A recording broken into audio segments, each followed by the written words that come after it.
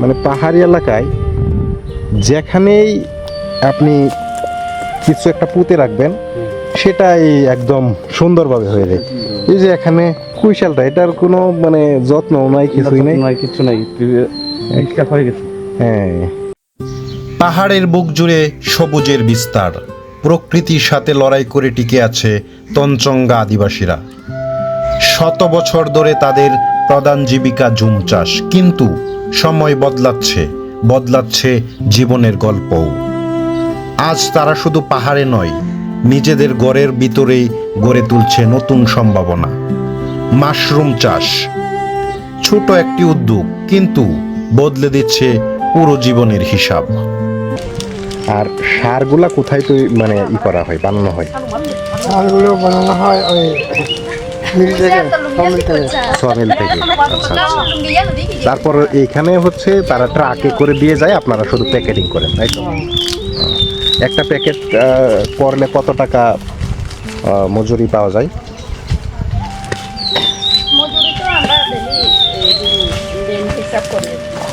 মানে ডেইলি হিসাব করেন আর কি, তাই তো দিদি? আচ্ছা। আর এখানে উপাদান কি কি আছে? মাটি মাটি নাই এখানে। গোবরের সারটা কি? গোবর, বসি। আচ্ছা, এটা মিল থেকে আসে, তাই তো? আচ্ছা আচ্ছা। আর এমনিতে আপনার কাজ? হ্যাঁ, এই আটা কুড়া দিচ্ছি, গমের ভুসি, আচ্ছা সরিষার খোল, আচ্ছা চিনি, এগুলো দিচ্ছি আর কি, চুনা, আচ্ছা। এগুলো দিয়ে কম্পোস্ট করছি আর কি। কম্পোস্ট। 15 দিন রাখছি, তারপর 15 দিন পর প্যাকেট করতেছি।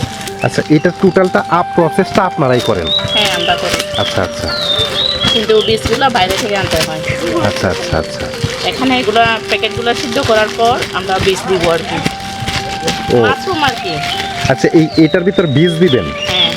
আচ্ছা, মাশরুম চাষের জন্য তারা এই যে একটা বীজতলা তৈরি করছেন, এটা তারা দীর্ঘদিন ধরেই এটা করে আসছেন।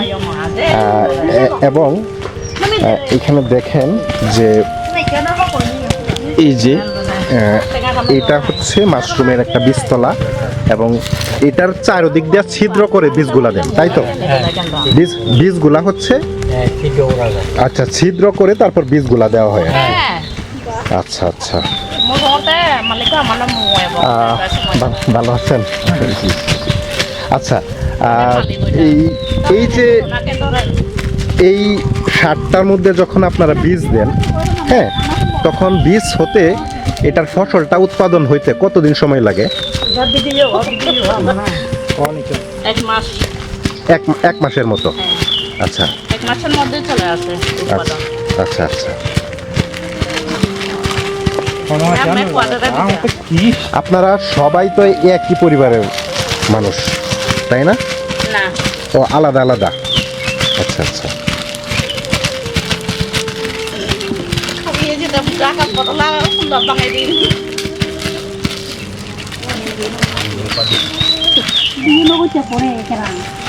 আমাদের এখানে মাশরুমের চাহিদা প্রচুর। আচ্ছা আচ্ছা। এই মাশরুমের ইটা কারা এত বেশি নেয় আর কি? কারা বলতে আমাদের আদিবাসীরা খায়, আর পাশাপাশি বাঙালিরাও খায়। আচ্ছা, ওই যে বিভিন্ন দোকানে, রেস্টুরেন্টের ওখানে আপনার মাশরুম শোক করে মাংসের সাথে খায়। আচ্ছা আচ্ছা। এগুলো এখন আর 1 কেজি মাশরুম তো এখন 300 টাকা 400 টাকা। ও, 1 কেজি মাশরুম 300 টাকা। 300 থেকে 400 টাকা। আচ্ছা,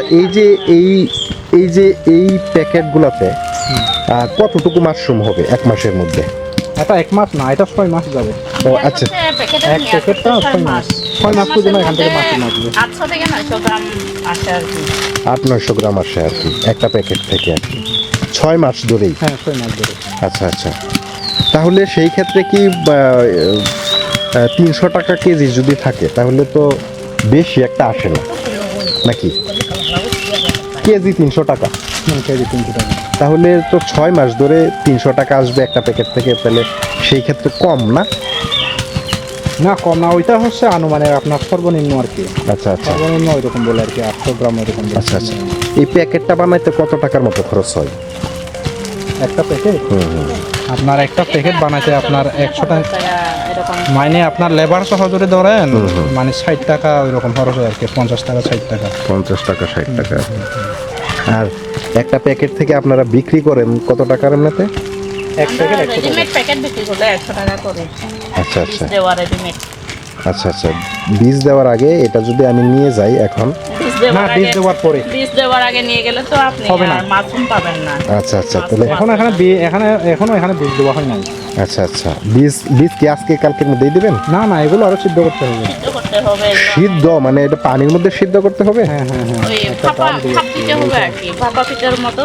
ও আচ্ছা আচ্ছা, এটা বাপা পিঠার মতো ভাপ দিয়ে তারপর হচ্ছে কোনো জার্ম টার্ম থাকলে সেটা নষ্ট হয়ে যাবে, তখন হচ্ছে এটার মধ্যে বীজ দিবেন। হ্যাঁ তো তাহলে অনেক খাটুনি এটার মধ্যে মোটামুটি, আরো 1 মাসের মতো লাগবে আর কি।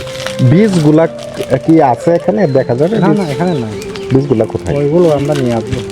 না, বাইরে থেকে নিয়ে আসতে ও ওইগুলো বীজগুলো যেখানে সেখানে রাখা যায় না এগুলো। ও আচ্ছা, এটা সেন্সিটিভ, খুবই সেন্সিটিভ। খুবই সেনসিটিভ আচ্ছা আচ্ছা, বীজগুলো। আপনার এগুলো যখন আমরা বীজ ঢুকাবো তখন নিজেকে সব পরিষ্কার পরিচ্ছন্ন করতে হবে আপনার। হ্যাঁ, না হলে তো ছত্রাক ঢুকে যাবে আর কি। ফাঙ্গিসাইড কি ইউজ করেন? ফাঙ্গিসাইড? হ্যাঁ হ্যাঁ, আপনার এটা সব স্যানিটাইজার দিয়ে হাতটা ধুয়ে হ্যাঁ, হ্যাঁ। আপনার একদম নির্জন জায়গায় এগুলো বীজ দিতে হবে। আচ্ছা, তারপর হচ্ছে রাখেন কোথায় এমনিতে? বাড়িতে একটা বাড়ি আছে, আলাদা বাড়ি আছে। আলাদা বাড়িতে রাখেন আর কি। তো আপনারা কি একই সম্প্রদায়ের সবাই? তো হ্যাঁ, আমরা একই সম্প্রদায়। সবাই তো চাকমা এখানে। তঞ্চঙ্গা। ও তঞ্চঙ্গা আপনারা, আচ্ছা আচ্ছা আচ্ছা। এই যে এই পেশাটা, বান্দরবানে পাবেন সব তঞ্চঙ্গা, মারমা, রাঙামাটি, খাগড়াছড়ি পাবেন চাকমা। আচ্ছা আচ্ছা, এই পেশাটাতে আপনারা কতদিন ধরে আছেন আর কি? যে আমরা বছর 2 বছর হচ্ছে আর কি। বছর 2 বছর ধরে আর কি। ফসল তো ভালো পান? হ্যাঁ, হ্যাঁ, মোটামুটি ফসল আপনার চাহিদা বেশি তো। আচ্ছা আচ্ছা চাহিদা বেশি হওয়ার কারণে আপনার লাভজনক বেশি আর কি। আচ্ছা আচ্ছা। এটা হচ্ছে আপনারা বিক্রি করেন বান্দরবন শহরে নাকি? এখানেও করা যায়, আপনার বান্দরবানেও করা যায়। আচ্ছা আচ্ছা, এটার সিজন কি বর্ষাকাল নাকি? সিজন হচ্ছে আপনার সারা বছর। ও, এটা সারা বছরই পাওয়া যায়। এখন কি কোনো আছে মানে ঘরে কোনো ফসল আছে এটা? নাই। এখন একদম খালি। হ্যাঁ, একদম খালি। এইগুলা বীজ দেওয়ার পরে আবার নতুন করে ই হবে আর কি।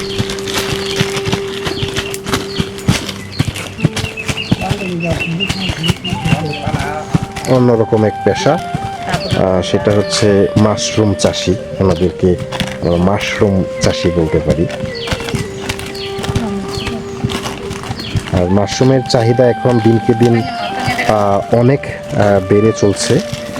প্রতিটা রেস্টুরেন্ট এবং বিভিন্ন জায়গায় হচ্ছে এই মাশরুমটা খাওয়া হয়, ব্যবহার করা হয় আর কি।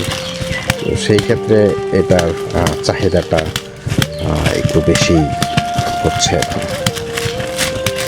এবং এখানে দেখতে পাচ্ছেন যে ওনারা হচ্ছে তঞ্চঙ্গা সম্প্রদায়ের আদিবাসী এবং তারা সবাই এই কাজে নিয়োজিত। এবং এখানে কয়েকটা ফ্যামিলি আছে, কিন্তু সবাই একই গোত্রের, তঞ্চঙ্গা গোত্রের, এবং সবাই তারা পরিবারের এই কাজগুলো করে আসছে।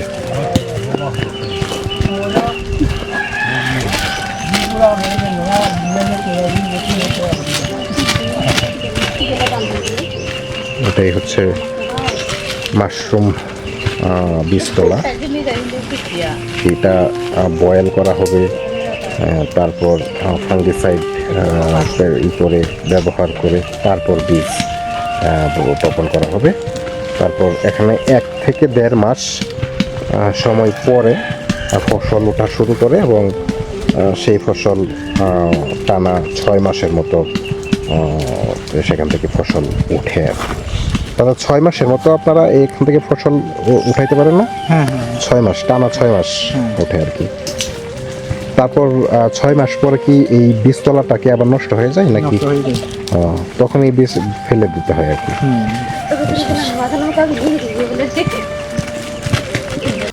একদিকে গড়ের ভিতর মাশরুম চাষ, অন্যদিকে পাহাড় জুড়ে চলতে থাকা জুম চাষ। এই দুইয়ের সমন্বয়ে এগিয়ে চলছে তঞ্চঙ্গা আদিবাসীদের জীবন। পুরনো ঐতিহ্য আর নতুন সম্ভাবনার এই মেলবন্ধন তাদের এনে দিচ্ছে স্বাবলম্বিতা ও স্থিতিশীলতা। প্রকৃতির সাথে তাল মিলিয়ে নিজেদের পরিশ্রম আর উদ্বোধনী শক্তিকে কাজে লাগিয়ে তারা গড়ে তুলছে এক সুন্দর আগামী।